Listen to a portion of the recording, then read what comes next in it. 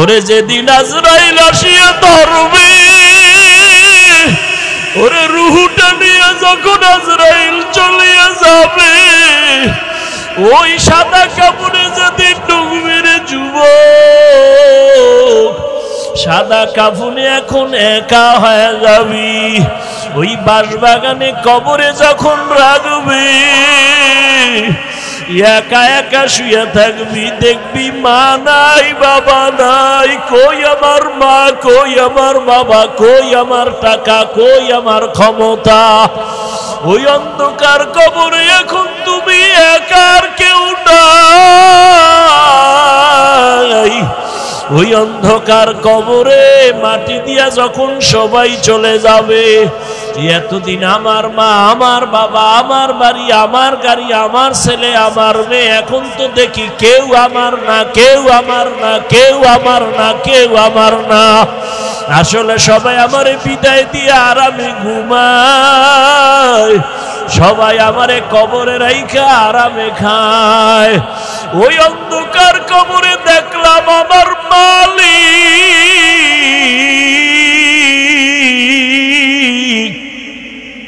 ওই কবরে আমার মাওলা ছাড়া আমার আর আপন কেউ হবে না রে বাবা। আমি আমার মালিকের কেমনে পাই? আমি আমার মালিকের হারায় ফেলছি। আরে আমি তো ডাইনে তাকাইলে আব্বা পাই, বামে তাকাইলে আমার আম্মারে দেখি, সামনে আমার সন্তানের দেখি, পিছনে আমার আব্বা আম্মা আছে, আমার স্ত্রী আছে, আমার দোকান আছে, আমার ব্যবসা আছে, আমার চাকরি আছে, আমার ভক্তবৃন্দ আছে। কিন্তু না, আমার এত সুন্দর চেহারা দিয়া কে বানাইছে? আমার কণ্ঠ এত সুন্দর কে কণ্ঠদান করেছেন? আরে আমার এত মায়া করে কে বানাইছেন? আল্লাহ পাক রব্বুল আলামিন আমারে যত সুন্দর করে বানাইলেন, ওই মালিকের এখনো চিনলাম না। ওই মানুষগুলো আল্লাহর মোহাব্বত নিয়ে কান্না করে, দিলের মধ্যে একটা তামান্না নিয়ে আসে। ও আল্লাহর বান্দা, তাদের দিলের মধ্যে আগুন জ্বলতেছে। ও আল্লাহ মনে মনে বলে, হে মালিক, আমি টাকা পাইলাম, বাড়ি পাইলাম, গাড়ি পাইলাম, মা পাইলাম, বাবা পাইলাম। ও আল্লাহ, আমি এত কিছু পাইয়াও খুশি না। আসলে আমি আসল জিনিস পাই নাই। আসলে আমি তো তালাশ করি আমার মালিক। আমি যদি আমার মালিকের না পাই, আমার দুনিয়াও বরবাদ, আমার আখিরাতও বরবাদ। ওই বান্দা আমার মালিকের মায়া নিয়ে বসে আছে। আল্লাহর আশিক বান্দারা পাগলের মতো চিন্তা করে, আমার মালিকের কোথায় পাবো, মালিকের সঙ্গে কখন আমার মোলাকাত হবে। ওই বান্দা কথার ফাঁকে ফাঁকে একটা নিঃশ্বাস ছাড়ে, আহ আহ আহ বলে একটা নিঃশ্বাস ছাড়ে। মনে হয় যেন কি হারায় গেল। ওরে বান্দা, তুমি টাকার পিছনে দৌড়াও, বাড়ির পিছনে দৌড়াও, গাড়ির পিছনে দৌড়াও, নারীর পিছনে দৌড়াও, আর যারা আমার মাওলার খাঁটি আশিক, ওই বান্দার অন্তরে এই মুহূর্তে বাড়ির চিন্তা নাই, গাড়ির চিন্তা নাই, ছেলের চিন্তা নাই, কোনো চিন্তা নাই। অন্তরের মধ্যে শুধু এখন একটাই চিন্তা, আমি আমার মালিকের পাইলাম কিনা, আমি আমার আল্লাহর মোহাব্বত অন্তরে জমা করে নিতে পারলাম কিনা, আমি আমার মাওলাকে নিয়ে আমার আদালতে যাইতে পারবো কিনা, আমি আমার মালিকের কই পাই। আল্লাহর যারা খাঁটি আশিক, ওরা শুধু চিল্লায় আর কাঁদে, আর আমার মাওলারে তালাশ করে আর বলে, আমার দয়ার মাওলারে,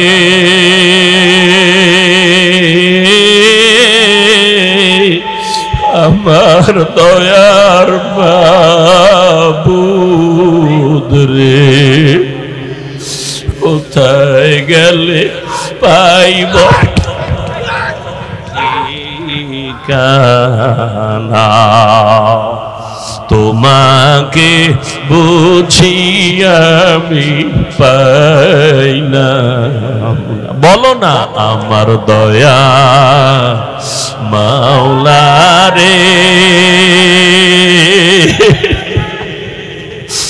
আমার মায়ার মাবুদ রে, কোথায় গেলে পাইব তোমার ঠিক।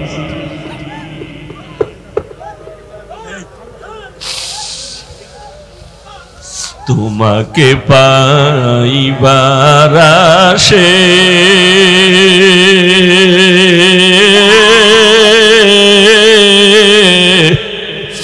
ঘুরিয়া আমি দেশ বিদেশে কোরআনের বাগানে করলাম বিছানা আমার দয়ার মাওলারে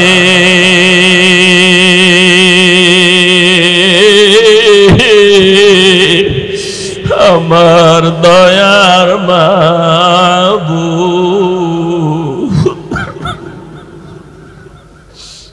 তোমাকে বুঝি আমি পাইলাম না কোথায় গেলে পাইব তোমার ঠিকানা। ও আল্লাহর বান্দারা টাকা পাইলা বাড়ি পাইলা গাড়ি পাইলা কিন্তু একবারও ভাবছো এরা কেউ তোমার সাথী না কেউ তোমার আপন না। ওরে যেদিন আজরাইল আসিয়া ধরবে ওরে রুহটা নিয়ে যখন আজরাইল চলিয়া যাবে ওই সাদা কাপড়ে যেদিন ডুববে রে যুবক সাদা কাফনে এখন একা হয়ে যাবি ওই বাঁশবাগানে কবরে যখন রাখবে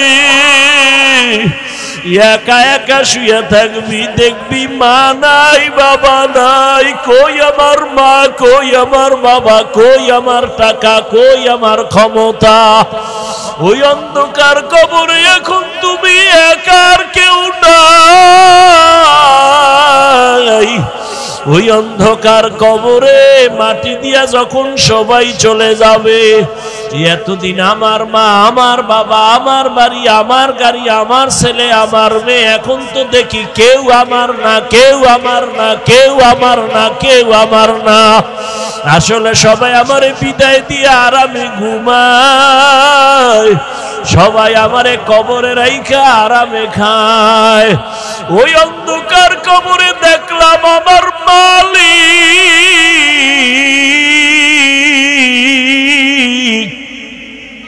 ওই কবরে আমার মাওলা ছাড়া আমার আর আপন কেউ হবে না রে বাবা ওই মাওলার একটু আপন বানাও ইবাদতের মাধ্যমে একটা গুণের মানুষ হও আমার নবীর তরিকার মালা গলায় লাগাও ও আমার কলিজার যুবক ও বৃদ্ধ বাবাজি মা বোনেরা জীবনে তো গুনাহ কম করো নাই আমার মাওলার ভয় নিয়ে তওবা করো আল্লাহর দেওয়া পানি আল্লাহর দেওয়া বাতাস আল্লাহর দেওয়া সূর্যের আলো চাঁদের আলো ভোগ করতেছো কিন্তু ওগুলো ভোগ কইরা একবারও কি আমার আল্লাহরে হাজিরা দিয়া বলছো লাব্বাইক আবার আল্লাহর সামনে কি একবারও সিজদায় পড়ে বলছো সুবহানা রাব্বিয়াল আ'লা ওরে আমার মাওলা যদি সিজদায় পড়া যদি একবার ডাক দিতি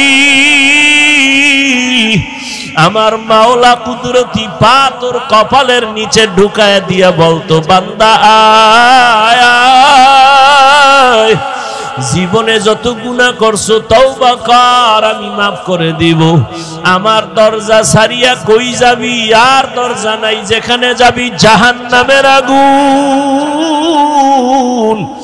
আমার রহমতের দরজা ছেড়ে যাইও না রে গোলাম ওরে দাড়ি কামানেওয়ালা ভাই জাহান্নামের দরজায় বসে আছো বেপরদায় গিয়া জাহান্নামের দরজায় বসে আছো এখনো সময় আছে ফিরিয়ে আসো আবার আমার মালিকের ডাক দাও অন্তর দিয়া ডাকো আর বলো হে দয়ার আল্লাহ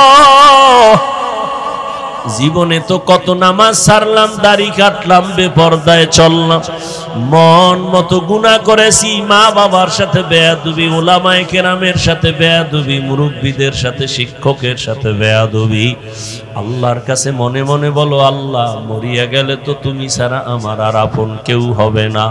আজকে থেকে তওবা করে নিলাম, আর নামাজ ছাড়বো না, দাড়ি কাটবো না, বেপরদায় চলবো না, মা বাবারে কষ্ট দিব না, ওলামায়ে কেরামের পরামর্শ নিয়ে, শিক্ষক মুরব্বীদের দোয়া নিয়ে চলবো, নবীর তরিকায় চলবো। আল্লাহর কাছে 2 ফোঁটা চোখের পানি ছেড়ে তওবা করো। তোমার মতো যুবক স্কুলে পড়ে, কলেজে পড়ে, চাকরি করে, ব্যবসা করে, নামাজ ছাড়ে না, দাড়ি কাটে না, তুমি কেন পারবা না? ও আল্লাহর বান্দারা, গুনাহ নিয়ে কবরে গেলে জানুনি কত ভয়ঙ্কর হালাত। দুনিয়াতে একটা মশার কামড় সইতে পারো না, দুনিয়ার সূর্যের গরম সহ্য করতে পারো না।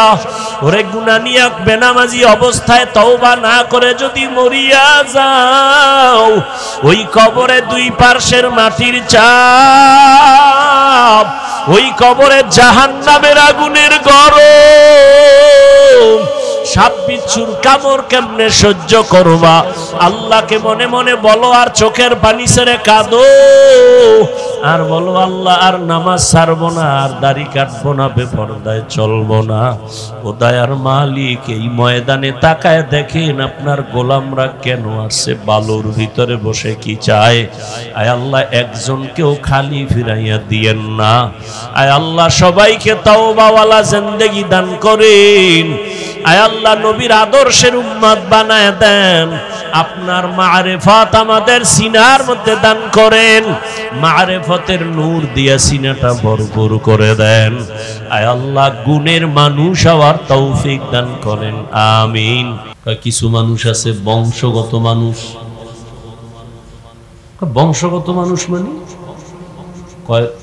মানুষের বংশে যার জন্ম সে বংশগত মানুষ। যেমন আদম আলাইহিস সালাম আমাদের বংশগত পিতা, আমরা তার বংশগত সন্তান, আমরা তার বংশগত সন্তান। আবার আমাদের আর এক পরিচয় হলো আমরা জন্মগত মানুষ। বলে মানে আপনি আদমের সন্তান ঠিক, কিন্তু আমার বাবার সন্তান না। আমি আমার বাবার পরিচয় চলি, আমি আমার বাবার জন্মগত সন্তান, তিনি আমার জন্মগত বাবা পিতা। আল্লাহর কাছে এই বংশগত মানুষের কোনো দাম নাই, জন্মগত মানুষের কোনো দাম নাই। আল্লাহর কাছে ভিন্ন আর এক দল মানুষের বড় মূল্য। ওই মানুষ হলো একমাত্র গুণগত মানুষ, গুণের মানুষ। বলেন তো আল্লাহর কাছে কোন মানুষের দাম? কথা বলতে হবে। বয়ান এতক্ষণ শুনছেন, পেট ভরে গেছে, আর বয়ান তো আপনারা জানেন, সবাই জানে। এখানে একটা মানুষও নাই যে বয়ান জানে না। মিছা কথা সওয়াব না গুনাহ? কে যা বলছেন জানেন না? গালি দেওয়া কি জানেন না? মা বাবার সাথে বেয়াদবি গুনাহ। আলেমের বিরুদ্ধে ফেসবুকে লেখা কি জানেন না? চুরি করা, ডাকাতি করা, নাচ গান বেপরদায় চলা, সবই জানেন। কি জানেন না? এরপরও যদি বলেন জানি না, তাহলে ফিডা হবে ডবল। ফিডা কি? কেন? কয় জানলি না কেন, অন্যায় করলি কেন? জানার জন্য আলেম পাঠাইছি, জানলি না কেন? জানাইয়া দেওয়ার জন্য মাদ্রাসা বানাইছি, জানলি না কেন? জানাইয়া দেওয়ার জন্য নবী রসুল পাঠাইছি, জানলি না কেন? এক ফিডা। আর অন্যায়টা করলি কেন? আর এক ফিডা। কিছু চালাক তো চালাক ধরা খায় সব জায়গায়। আমরা না যাই না করছি, তাহলে ফিডা ডবল হয়ে গেছে। মনে করছে সিঙ্গেল হবে, ডবল বানায় গেছে। না যাই না অন্যায় করলে ফিডা কি?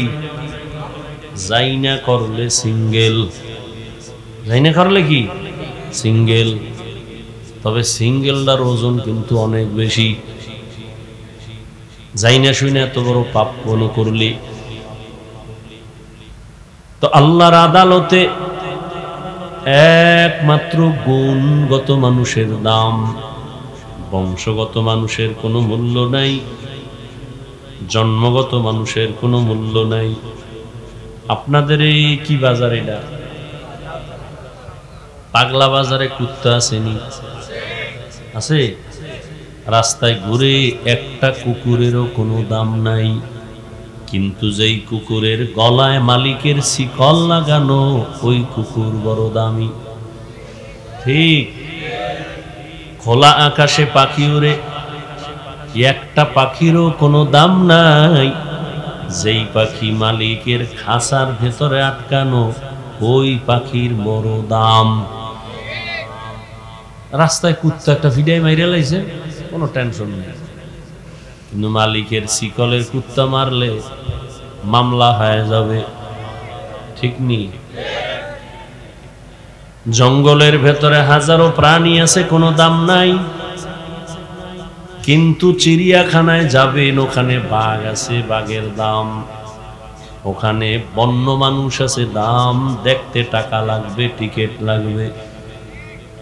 ঠিক এই দুনিয়ার ভেতরে হাজারো কোটি কোটি কোটি কোটি মানুষ, একটা মানুষেরও কোনো দাম নাই, কিন্তু যেই মানুষ কালেমার রশি গলায় লাগাইছেন আর আল্লাহর মোহব্বত নিয়ে চলবে, ওই মানুষের বড় দাম। গর্ব সুরত आदमी इंसा बुदे अहमद बु जहलो हम एक साबुदे आदमीरा आदमीयत लाजिमस्त औदेरा गर्बुना बशुद ही जमास्त आदमीयत लहमो शाहमो पुश्ते नीस्त आदमीयत जुजरे जहे दोस्ते नीस्त। সবাই মানুষ, সবাই কি, কিন্তু সবাই মুমিন না। কে? সবাই কি না? আবার সবাই মুমিন, কিন্তু মুমিনদের ভিতরে সবাই আমলওয়ালা না। আবার সবাই আমলওয়ালা, কিন্তু সবাই ইখলাসওয়ালা না, তাকওয়াওয়ালা না। ব্যবধান আছে না নাই? ভালো করে বুঝেন, দুনিয়াতে কুকুর, হাজার হাজার কুকুর, কোনো দাম নাই। এটা একভাবে বুঝাইছি, এবার আর একভাবে বুঝেন। হাজারো লাখো কুকুর আছে জমিনে, কোনো কুকুরের দাম নাই। ওই কুকুর এত দামি, একটা কুকুর আছে এত দামি, কিয়ামতের দিন ওই কুকুর জান্নাতে যাবে। আসহাবে কাহাবের সাথে যুবকেরা পাহাড়ের গর্তের মধ্যে আশ্রয় নিছিল জালেমদের থেকে হেফাজতের জন্য। গর্তের মুখে একটা কুকুর গিয়া পাহারা দিয়েছেন। সূরা কাহাফের মধ্যে ওর বয়ান চলে আসছে। কিতমির নামের কুকুর, আল্লাহর নবী বলেন জান্নাতে যাবে। জমিনের মধ্যে উটনির অভাব নাই, যত উটনি আছে সব আমার আল্লাহর বানানো, কিন্তু সব উটনি আল্লাহর কাছে দামি না। আল্লাহর নবী যেই উটনির উপরে সফর করেছেন, সাওয়ার হয়েছেন, উটের দাম, জান্নাতে যাবে। আর একটা উট আছে বড় দামি, সালেহ আলাইহিস সালামের উটনি। ওই ইরাকের বর্ডারে আল উলা জায়গার নাম, সৌদির শেষ, ওখানে পাহাড়। সালেহ নবী ওখানে আসলেন, কওমের লোকদের দাওয়াত দিলেন। কওমের মানুষ বলে, পাহাড় থেকে যদি একটা উটনি বের করে দেখাও, তোমার আল্লাহ যদি দেখায় তো তোমার আল্লাহরে মানব। সালেহ আলাইহিস সালাম বলে, মানবি? হ্যাঁ মানব। সালেহ আলাইহিস সালাম দোয়া করলেন, হে মালিক, এতগুলো গোলাম তোমারে ঈমান নিয়ে তোমাকে মানবে, তুমি দয়া করে পাহাড়ের মধ্য থেকে উটনি বের করে দাও। বলতে দেরি, নবীর দোয়া কবুল হয়েছে। সবাই তাকায় দেখে দুই পাহাড়ের মধ্য থেকে একটা উটনি হেঁটে হেঁটে সামনে হাজির। ওরা চাইছিল শুধু উটনি, আর আল্লাহ দিছে এমন উটনি যে গর্বে বাচ্চা। জমিন এখানে এসে বাচ্চা প্রসব করলো। কিন্তু সালেহ নবীর উম্মতেরা আল্লাহর উপর ঈমান আনে নাই। এবার আল্লাহ রাগ করছেন, রাগ কইরা আসমান থেকে একটা আওয়াজ দিছেন, এমন জোরে একটা আওয়াজ। আওয়াজটা এসে একটা পাথরের মধ্যে পড়ে একটা বিশাল বড় গর্ত হয়ে গেছে। আর সালেহ নবীর উম্মত গুলো জায়গায় সব মরে গেছে। ওই সালেহ আলাইহিস সালামের উটনি আল্লাহর জান্নাতে যাবে। আপনাকে আশেপাশে পিপিলিকা আছে না? কোন পিপিলিকা তো সব আকৃতিতে সব পিপিলিকা সমান, কিন্তু ওই পিপিলিকা বড় দামি। কোন পিপিলিকা? জমিন থেকে 9 মাইল উপরে সিংহাসনে বসা পয়গম্বর সুলাইমান। কয় মাইল উপরে? এই ঘুমাইতেছেন, ঘুমায় ঘুমায়। পয়গম্বর সুলাইমানের সিংহাসন কয় মাইল উপরে? 9 মাইল উপরে নবী সিংহাসন দিয়া চলছেন। সিংহাসনটা বাতাসের বেগে চলতেছে, কোনো তেল পেট্রোল অকটেন লাগে না, গ্যাস লাগে না। সুলাইমান নবীর সিংহাসন চালিকা শক্তি হলো একমাত্র বাতাস। সুলাইমান নবীর অর্ডার, দ্রুত দৌড়াও। দৌড়াচ্ছে সিংহাসন। সিংহাসনের মধ্যে পশু পাখি আছে, মানুষ আছে, জিন আছে, অন্য প্রাণী আছে। 9 মাইল উপরে সুলাইমান নবীর সিংহাসন। গর্তের পিপিলিকার নেতা লোকদের বলে, ওর জাতিদেরকে বলে, এই পিপিলিকা গর্তে ঢুকে যা, বিপদ সংখ্যা আসতেছে, সুলাইমানের বাহিনী আসতেছে। কোরআনের আয়াত, ওদের পিছুনিতে মরে যাবি, তাড়াতাড়ি ঢোক, ভেতরে যা। 9 মাইল নিচে গর্তের পিপিলিকা তার জাতিদেরকে সতর্কবাণী করে বাঁচাবার জন্য চেষ্টা করে। 9 মাইল উপরে পয়গম্বর সুলাইমান পিপিলিকার আওয়াজ নিজের কানে স্পষ্ট শুনতেছে। নবী সুলাইমান বললেন, সিংহাসন জমিনে ল্যান্ড করো। জমিনে সিংহাসন ল্যান্ড করলো। এবার পিপিলিকার ঘটনা নবী সুলাইমান শুনাইতেছেন। কেচ্ছা কাহিনীর ওয়াজ করি? এই হায়ওয়ান, পৃথিবীতে কেচ্ছা কাহিনীর শ্রেষ্ঠ কিতাব হলো কোরআন শরীফ। পৃথিবীতে কেচ্ছা কাহিনীর কিতাব হলো শ্রেষ্ঠ কোরআন শরীফ। 2000-এর উপরে আয়াতে আছে কেচ্ছা কাহিনী কোরআনে। তোর খবর আছে? ওলামায়ে কেরাম বলেন, এখন ওইদিকে যাব আবার। কোরআন শরীফে বাঘের কেচ্ছা নাই, গরুর কেচ্ছা নাই, সাপের কেচ্ছা নাই, তো জাহেল কয় কি কেচ্ছা কাহিনী?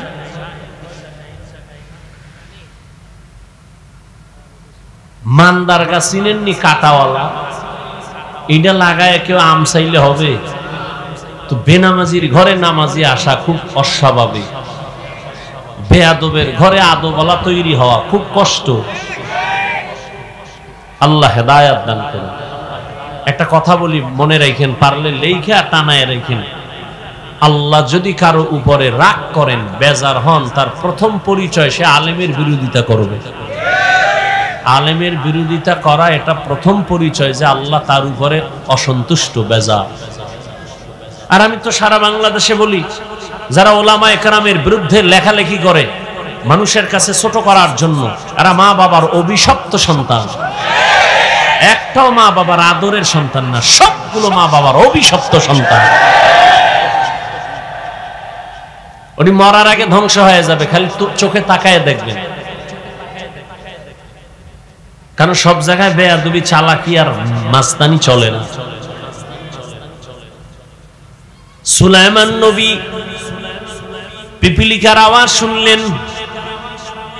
পিপিলিকার থেকে কি আমরা জানলাম? পিপিলিকার বয়ানটা জাতির জন্য এমন একটা উপদেশ, দয়াময় আল্লাহ পিপিলিকার নাম দিয়েই সূরা নাজিল করেছেন, সূরা নমল। ঠিক নি? নবীজি বলেন এই পিপিলিকা, কোটি কোটি কোটি কোটি পিপিলিকার মধ্যে নবী সুলাইমানের কথা শ্রবণ করেছে। নবীজি এই পিপিলিকার এটা জান্নাতে যাবে। তাহলে সব পিপিলিকা সমান, কিন্তু ওই পিপিলিকার দাম বেশি। সবাই তো পিপিলিকা, তবে সুলাইমান নবীর পিপিলিকার মতো সব পিপিলিকা দামি না। উযায়ের আলাইহিস সালামের গাধার ঘটনা আছে কোরআনে। ওই গাধা আল্লাহর জান্নাতে যাবে, কুকুর জান্নাতে যাবে। মূসা নবীর ঘটনা আছে সূরার মধ্যে, সূরা বাকারায়। কিয়ামতের দিন এই গরু গাভীটা আল্লাহর জান্নাতে যাবে। সবাই তো মানুষ, কিন্তু সব মানুষ আল্লাহর কাছে দামি না। সবই তো গরু আছে জমিনে, অভাব নাই, কোটি কোটি গরু। মূসা নবীর জীবনের এই গরুটার মতো কোনো গরু দামি না। উট আছে জমিনে ও হাজারো কোটি, কিন্তু রহমাতুল লিল আলামিনের বাহনের মতো দামি উটনি একটাও না। সালেহ নবীর সোহবত প্রাপ্ত উটনি একটাও না। ঠিক এই জমিনে কোটি কোটি মানুষ, হিন্দু আল্লাহর বান্দা, ইহুদিও আল্লাহর বান্দা, খ্রিস্টানও আল্লাহর বান্দা, কিন্তু সবাই আল্লাহর প্রিয় বান্দা না। আল্লাহর প্রিয় বান্দা যারা মুমিন, এজন্য মুফাসসিরিনে কেরাম বলেন সব মানুষ জান্নাতে যাবে না, যারা গুণের মানুষ তারা জান্নাতে যাবে। এবার আমরা বুঝি গুণের মানুষ কাকে বলে। সবাই মানুষ, কিন্তু সবাই গুণের মানুষ না। সবাই মানুষ, সবাই মুমিন না। সবাই মুমিন, সবাই আলেম না।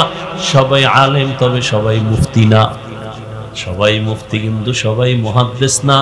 সবাই মুহাদ্দিস, কিন্তু সবাই মুফাসসির না। সবাই নবী, মূসা নবী, ঈসা নবী, ইব্রাহিম নবী, দাউদ নবী, ইউসুফ নবী, কিন্তু সবাই মুহাম্মদের মতো নবী না। মুহাম্মদ নবী, ইউসুফ নবী, দাউদ নবী, ইসমাইল নবী। ব্যবধানটা কোথায়? বলে সব নবী আল্লাহ তাআলার আশিক, আর আমার আল্লাহ নিজে হলেন মুহাম্মদের আশিক।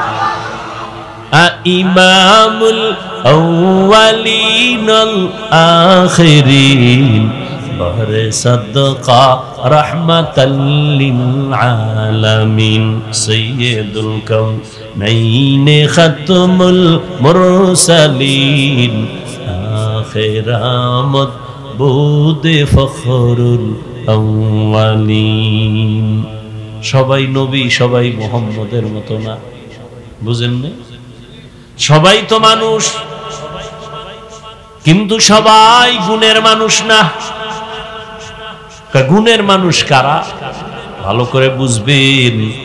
প্রত্যেকটা জিনিস যখন কেউ বানায়, বানানেওয়ালা কোনো জিনিস বানাইতে একটা কাজের জন্য বানায়। মাইকওয়ালা মাইক বানানোর সময় একটা কাজের জন্য বানাইছে, না কামের জন্য? কথা বলেন না কেন? মাইকের কাজ কি? কয় আওয়াজ দিবে, আস্তে নিয়ে যাবে দূরে জোরে। তাহলে কি বুঝলাম? কয় মাইকওয়ালা মাইক বানাইছে আওয়াজ দেওয়ার জন্য। যেই জিনিসটা যেই কাজের জন্য বানায়, ওই কাজ হলো ওই জিনিসের গুণ। তাহলে মাইক বানাইছে আওয়াজ দেওয়ার জন্য, বলেন মাইকের গুণ কি? আওয়াজ দেওয়া। বাতিওয়ালা বাতি বানাইছে আলো দেওয়ার জন্য, বলেন বাতির গুণ কি? আলো দেওয়া।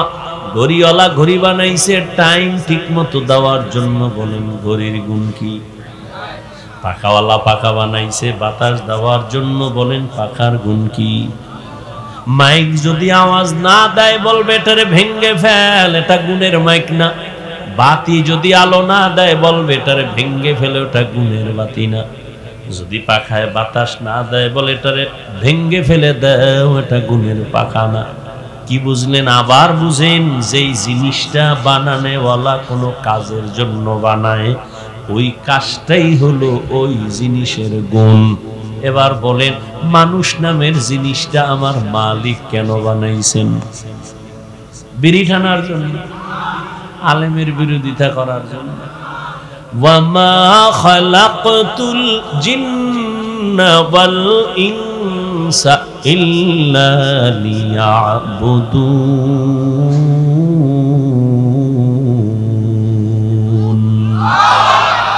মা খালাকতুল জিন্না ওয়াল ইনসি বাখাজুল ইবাদাত নিস্তে মাকসুদ আজাহা।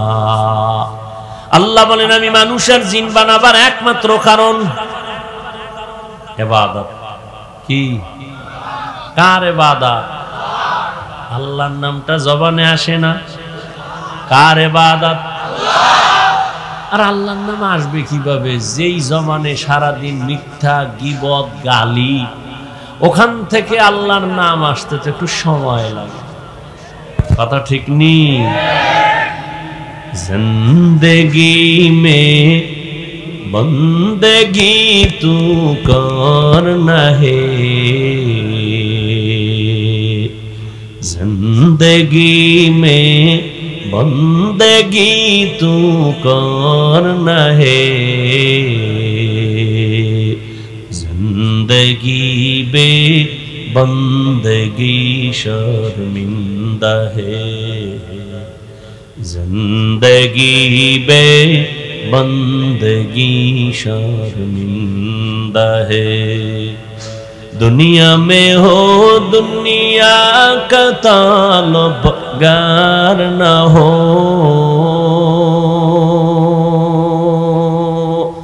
बाजार से गुजर हो खरीदार न हो।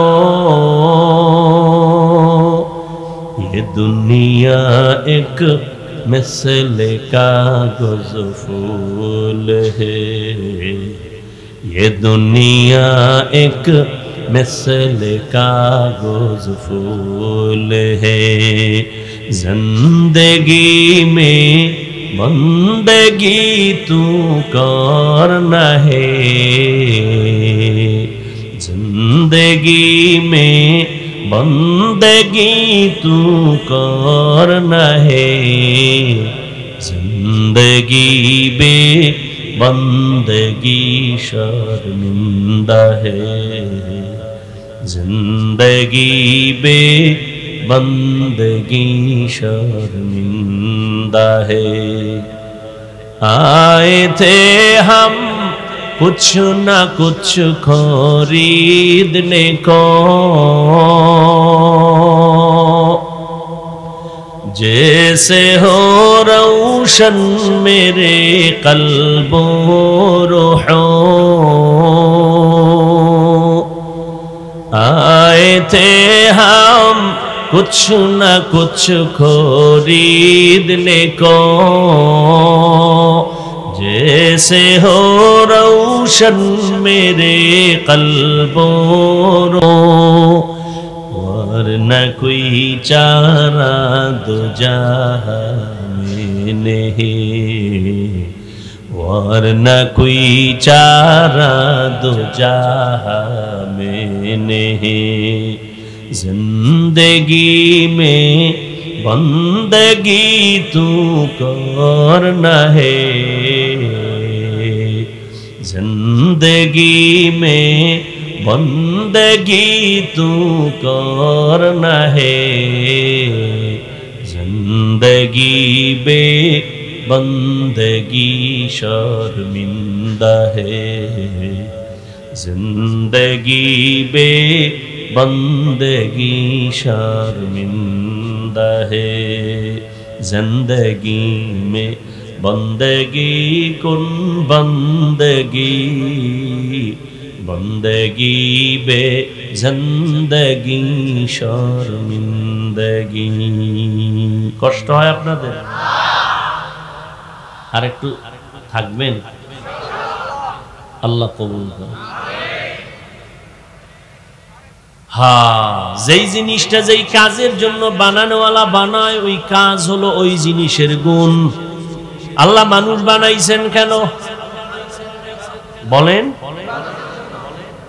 একমাত্র ইবাদত। কার ইবাদত? আল্লাহর ইবাদতের জন্য বানাইছেন।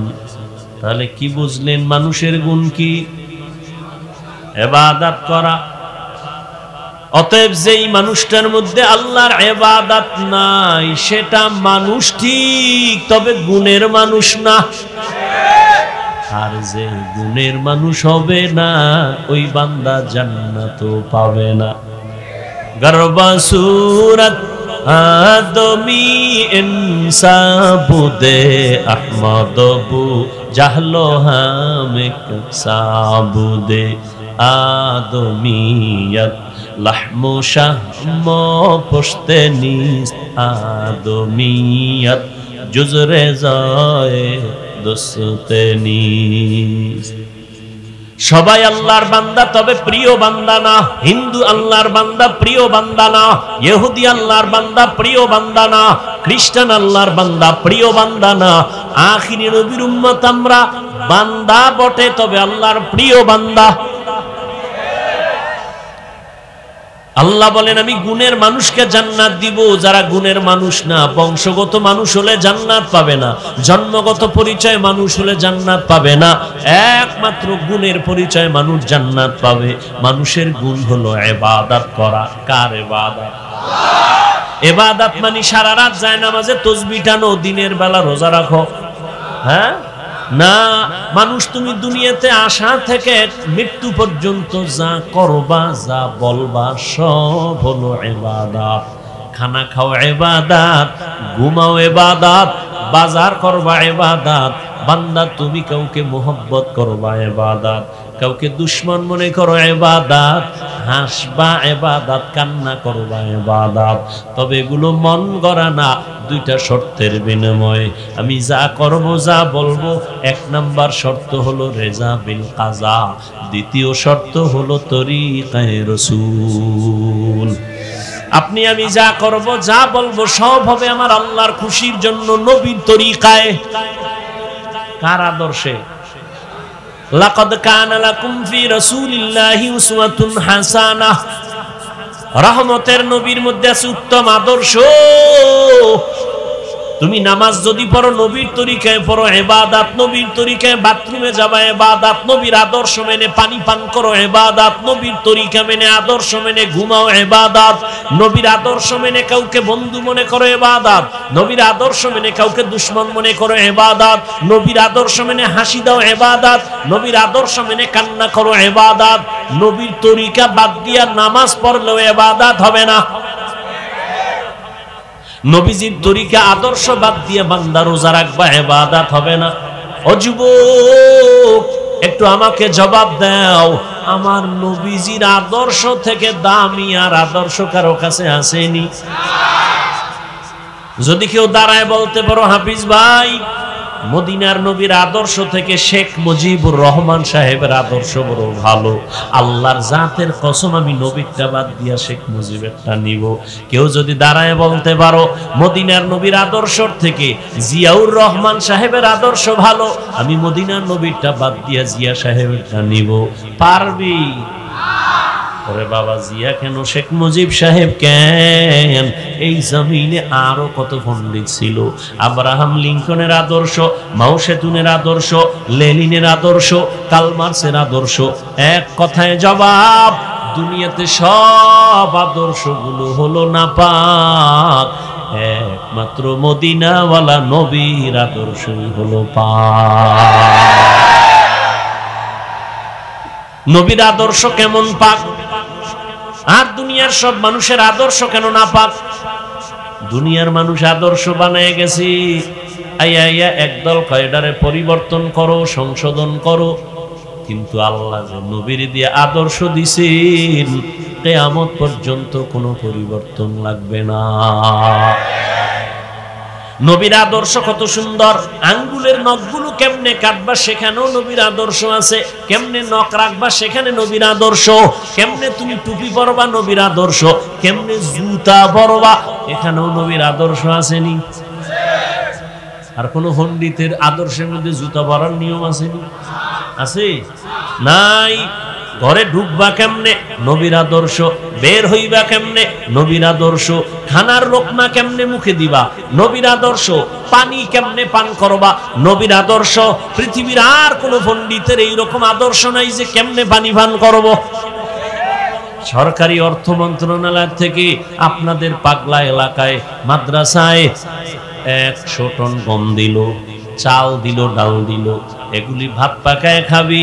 কিন্তু মন্ত্রণালয় থেকে এমন কেউ নাই যে দইরা দইরা বুঝাইবে কেমনে ভাত পাকাবি, শিখাই দিবে কেমনে চালগুলো সিদ্ধ করবি। কিন্তু মায়ার নবীর আদর্শ এত সুন্দর, আমার নবী ধইরা ধইরা দেখাইছেন গ্লাসটা কেমনে ধরবি, কেমনে মুখের কাছে নিবি, কেমনে খাইতে বসবি, কেমনে ঘুমাইতে যাবি, বাথরুমে যাবি কেমনে যাবি, নবী ধইরা ধইরা শিখায় দিছেন।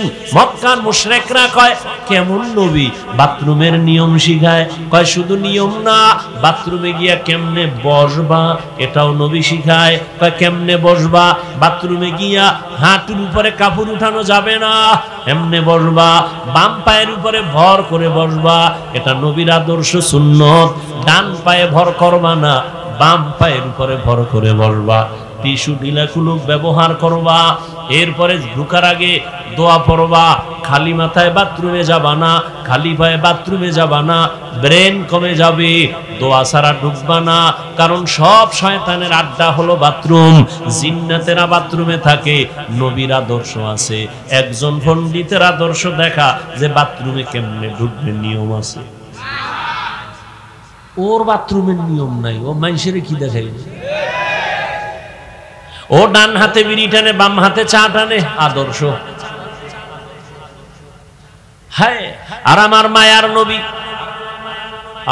কত সুন্দর নবী আমার, যে নবীর কোনো তুলনা নাই, যে নবী এত সুন্দর, তার ব্যবহার এত সুন্দর, তার চেহারা এত সুন্দর, তার আদর্শ এত সুন্দর।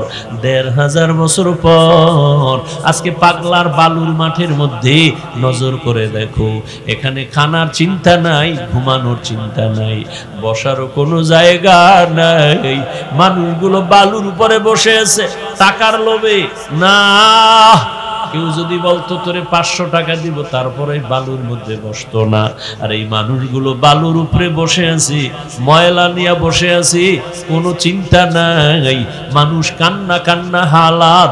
এতগুলো মানুষ নিয়ন্ত্রণের জন্য কোনো র্যাব নাই, কোনো পুলিশ নাই, কোনো আর্মি নাই, কোনো বিডিআর নাই, কোনো আওয়াজ নাই, কোনো মারপিট নাই, খানা নিয়ে কারাকারি নাই। একটা অনুষ্ঠান দুনিয়ার নেতারা যখন করে, কত টাকা, কত নাস্তা, কত ভিডাভিডি, কত চেয়ার বাতাসে উড়ে। আবার নিয়ন্ত্রণের জন্য র্যাবও হিমশিম খায়, পুলিশও হিমশিম খায়। আর এই ময়দানের দিকে তাকায় দেখ, এটা কেমন সুন্দর এক বেহেশতের বাগান। আমার মদিনাওয়ালা নবীর আদর্শের ফুটন্ত গোলাপ, আমার মায়ার নবীর আদর্শের ফুটন্ত গোলাপ। বালুর মধ্যে বৈশাও মানুষের দিলটা কত নরম। ক্ষুধা আছে এখনো, কিন্তু রাতের খানা অনেকে খায় নাই। হ্যাঁ, রাতের খানা খায় নাই। কখন বাড়ি যাবে? অন্য জায়গায় গেলে দীর্ঘ টাইম, এখন বাজে 12টার কাছাকাছি। হয়তো স্ত্রী টেলিফোন করতো, না হয় নিজে ফোন করে কইতো, বউ কই আছো, ছেলে মেয়ে খাইছিনি, ঘুমাইছিনি, আমার আসতে একটু দেরি হইতেছে। কিন্তু এখানে বৈশা মনে হয় যেন বাড়ির কোনো চিন্তা নাই, গাড়ির কোনো চিন্তা নাই, স্ত্রীর কোনো চিন্তা নাই, অন্তরের মধ্যে দুনিয়ার কোনো চিন্তা নাই। কেমন যেন অন্তরের মধ্যে একটা আগুন জ্বলতেছে, আমি আমার মালিকের কেমনে পাই, আমি আমার মালিকের হারায় ফেলছি। আরে আমি তো ডাইনে তাকাইলে আব্বা পাই, বামে তাকাইলে আমার আম্মারে দেখি, সামনে আমার সন্তানের দেখি, পিছনে আমার আব্বা আম্মা আছে, আমার স্ত্রী আছে, আমার দোকান আছে, আমার ব্যবসা আছে, আমার চাকরি আছে, আমার ভক্তবৃন্দ আছে। কিন্তু না, আমার এত সুন্দর চেহারা দিয়া কে বানাইছে? আমার কণ্ঠ এত সুন্দর কে কণ্ঠদান করেছেন? আরে আমার এত মায়া করে কে বানাইছেন? আল্লাহ পাক রব্বুল আলামিন আমারে যত সুন্দর করে বানাইলেন, ওই মালিকের এখনো চিনলাম না। ওই মানুষগুলো আল্লাহর মোহাব্বত নিয়ে কান্না করে, দিলের মধ্যে একটা তামান্না নিয়ে আসে। ও আল্লাহর বান্দা, তাদের দিলের মধ্যে আগুন জ্বলতেছে। ও আল্লাহ মনে মনে বলে, হে মালিক, আমি টাকা পাইলাম, বাড়ি পাইলাম, গাড়ি পাইলাম, মা পাইলাম, বাবা পাইলাম। ও আল্লাহ, আমি এত কিছু পাইয়াও খুশি না। আসলে আমি আসল জিনিস পাই নাই। আসলে আমি তো তালাশ করি আমার মালিক। আমি যদি আমার মালিকের না পাই, আমার দুনিয়াও বরবাদ, আমার আখিরাতও বরবাদ। ওই বান্দা আমার মালিকের মায়া নিয়ে বসে আছে। আল্লাহর আশিক বান্দারা পাগলের মতো চিন্তা করে, আমার মালিকের কোথায় পাবো, মালিকের সঙ্গে কখন আমার মোলাকাত হবে। ওই বান্দা কথার ফাঁকে ফাঁকে একটা নিঃশ্বাস ছাড়ে, আহ আহ আহ বলে একটা নিঃশ্বাস ছাড়ে। মনে হয় যেন কি হারায় গেল। ওরে বান্দা, তুমি টাকার পিছনে দৌড়াও, বাড়ির পিছনে দৌড়াও, গাড়ির পিছনে দৌড়াও, নারীর পিছনে দৌড়াও, আর যারা আমার মাওলার খাঁটি আশিক, ওই বান্দার অন্তরে এই মুহূর্তে বাড়ির চিন্তা নাই, গাড়ির চিন্তা নাই, ছেলের চিন্তা নাই, কোনো চিন্তা নাই। অন্তরের মধ্যে শুধু এখন একটাই চিন্তা, আমি আমার মালিকের পাইলাম কিনা, আমি আমার আল্লাহর মোহাব্বত অন্তরে জমা করে নিতে পারলাম কিনা, আমি আমার মাওলাকে নিয়ে আমার আদালতে যাইতে পারবো কিনা, আমি আমার মালিকের কই পাই। আল্লাহর যারা খাঁটি আশিক, ওরা শুধু চিল্লায় আর কাঁদে, আর আমার মাওলারে তালাশ করে আর বলে, আমার দয়ার মাওলারে,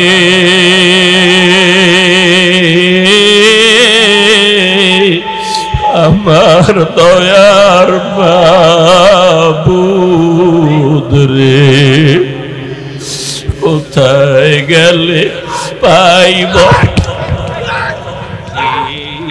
ঠিকানা, তোমাকে বুঝি আমি পাই না। বলো না, আমার দয়া মাওলা রে, আমার মায়ার মাবুদ রে, কোথায় গেলে পাইব তোমার ঠিক।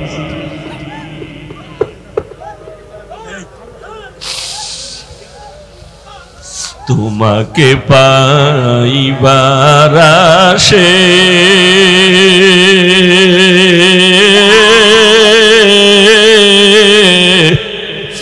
ঘুরিয়া আমি দেশ বিদেশে, কোরআনের বাগানে করলাম বিছানা, আমার দয়ার মাওলা রে,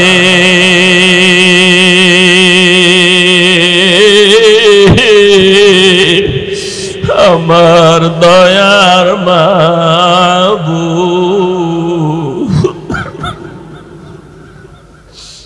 তোমাকে বুঝি আমি পাইলাম না, কোথায় গেলে পাইব তোমার ঠিকানা।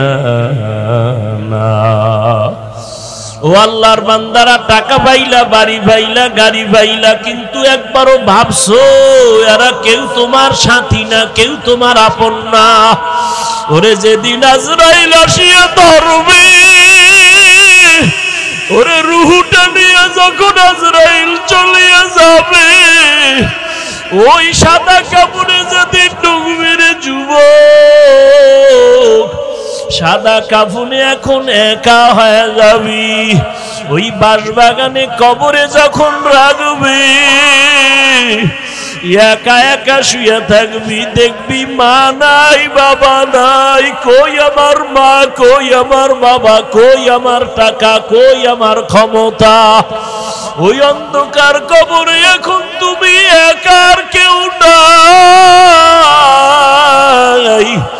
ওই অন্ধকার কবরে মাটি দিয়া যখন সবাই চলে যাবে, এতদিন আমার মা, আমার বাবা, আমার বাড়ি, আমার গাড়ি, আমার ছেলে, আমার মেয়ে, এখন তো দেখি কেউ আমার না, কেউ আমার না, কেউ আমার না, কেউ আমার না।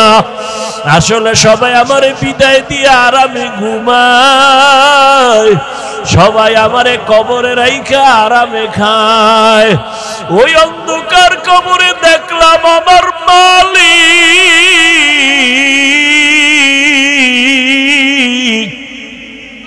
ওই কবরে আমার মাওলা ছাড়া আমার আর আপন কেউ হবে না রে বাবা।